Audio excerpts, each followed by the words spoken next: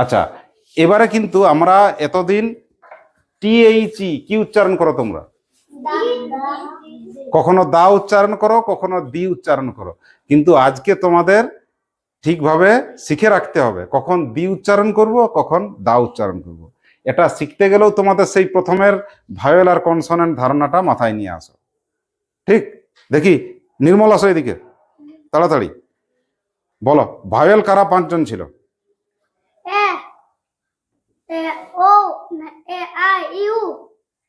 বল বল, শেষ কর।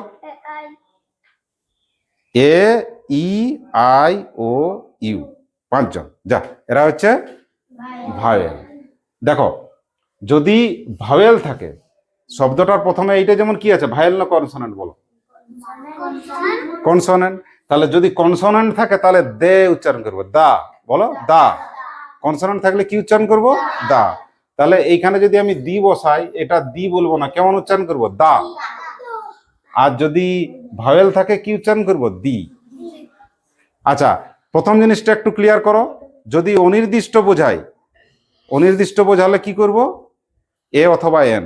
আর যদি নির্দিষ্ট করে বোঝায়, দি রামায়ণ, দি গঙ্গা, দি তাজমহল, তখন দি হবে। আর উচ্চারণটার ক্ষেত্রে একটু আমাদের সতর্ক হতে হবে। যদি ভাওয়েল থাকে কি উচ্চারণ করব? দি।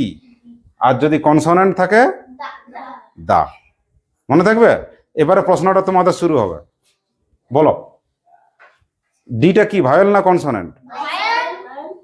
ডিটা ভাওয়েল, কনসোনেন্ট। তাহলে দি উচ্চারণ হবে না দা হবে? দা উচ্চারণ। ভালো করে দেখো, কনসোনেন্ট হলে দা আর ভাওয়েল হলে দি। বলো এটা কি? সিটা ভাওয়েল না কনসোনেন্ট? কনসোনেন্ট। তাহলে কি উচ্চারণ করব? দা। Very good. বলো এইখানে ইটা ইংলিশ, ইংলিশ একটা জাতির নাম বা ভাষার নাম, ইটা ভাওয়েল না কনসোনেন্ট? তাহলে কি উচ্চারণ হবে, দি না দা?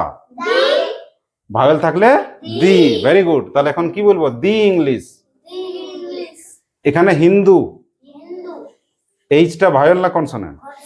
কনসোনেন্ট। তাহলে কি উচ্চারণ করব? কনসোনেন্ট হলে দা। মনে থাকবে?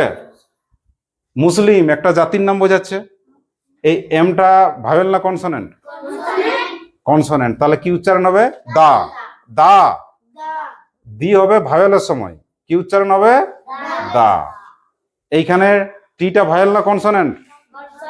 কনসোনেন্ট। কি উচ্চারণ হবে? দা উচ্চারণ হবে। Very good.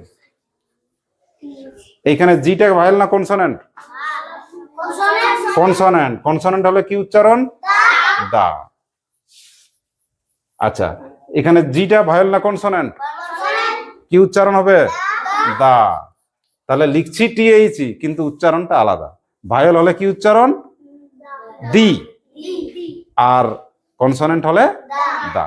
বলো 15 আগস্ট অ্যাপ আছে, 15th অ্যাপ দিয়ে কি হবে? এটা অ্যাপ থাকলে কনসোনেন্ট হয়, তাহলে কি উচ্চারণ হবে? দা উচ্চারণ হবে। বলো এ আছে, এবারে কিন্তু হুঁশিয়ার, এটা ভাওয়েল না কনসোনেন্ট? তাহলে ভাওয়েল হলে কি উচ্চারণ হবে? ভাওয়েল হলে দি উচ্চারণ। বাহ, এই তো শিখে গেলে।